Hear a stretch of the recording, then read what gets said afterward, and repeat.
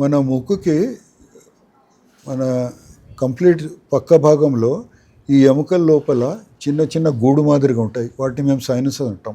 Sinus అనేది ఈ ముక్కులో ఉన్న చర్మము ఆ సైనస్ లోపల కూడా పాకుతుంది. దాని లోపల ఉన్న నీరంతా మామూలుగా గాలి పీల్చినప్పుడు గొంతులో వచ్చేస్తుంది, తెలియకుండా మింగేస్తూ ఉంటాం.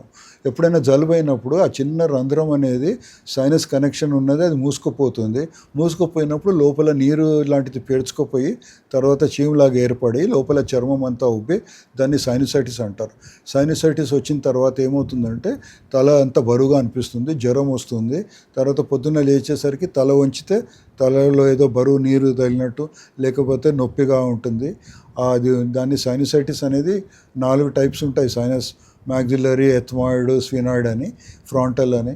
వీటిలో ఎప్పుడైనా కానీ జలుబు దాని లోపల కూడా పాకితే, దాని లోపల ఒక్కసారి ఇన్ఫెక్షన్ చేరితే వెంటనే మందులు పనిచేయకపోతే కొత్త ఆపరేషన్ వచ్చింది. ఆ చిన్న చిన్న తలుపులు లాంటి ఏ గూడు ఉంటుందో దాన్ని పెద్దగా చేసేసి లోపల మళ్ళీ పేర్చుకోకుండా చేసింది.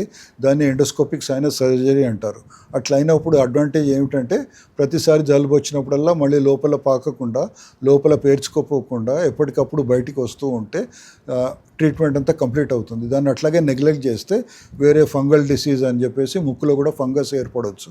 దాని కొరకు ఒక్కసారి అది పాకి ప్రాబ్లం వచ్చేసిందంటే కంటికి కూడా పాకే ప్రమాదం ఉంటుంది, ఇంకా మెదడు కూడా పాకే ప్రమాదం ఉంటుంది. కానీ ఇటువంటి 10,000 మంది సైనసైటిస్ వచ్చిన వాళ్ళకి ఒక 10, 15, 20 మందికి కావచ్చు, అందరికీ కాదు.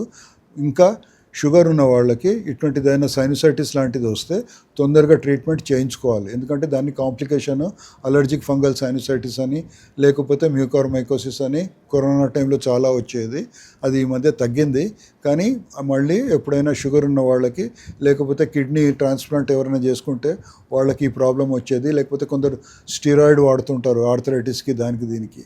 వాళ్ళందరూ జాగ్రత్తగా ఎప్పటికప్పుడు పరీక్ష చేయించుకుంటే మంచిది. ఒక్కొక్కసారి సైనసైటిస్ వలన లోపల దుర్మాంసం అని పెరుగుతూ ఉంటుంది, పాలిప్స్ అంటాం.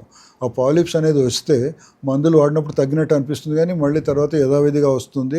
ముక్కులో గాలి ఆడదు, నోరు తెరిచి గాలి పీలుస్తుంటారు, సరిగ్గా నిద్రపోరు. మళ్ళీ ఆఫీస్లో పోయేసరికి పొద్దున్న 11, 1 గంటల టైంలో నిద్రమత్తులో ఉంటారు. వర్క్ చేయడంలో కొంచెం ఇబ్బంది అవుతుంది. పాలిప్స్ అనేవి ఉంటాయి. దాంట్లో కూడా 2 రకాల పాలిప్స్ ఉంటాయి.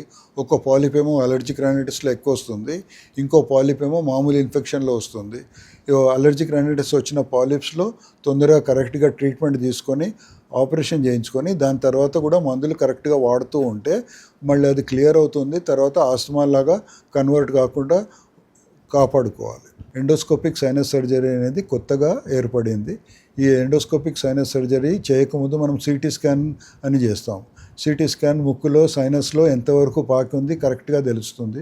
దాని ప్రకారం ఆ ఎండోస్కోప్ పెట్టేసి లాప్రోస్కోపీ ఆపరేషన్ మాదిరిగా ముక్కులో కూడా లోపల ఎంతవరకు పాకి ఉంది అది కరెక్ట్గా చేసుకొని ట్రీట్మెంట్ చేస్తే, ఇదివరకు ఒకసారి సైనసైటిస్ వస్తే ఎప్పటికీ సైనసైటిస్ అనేవారు.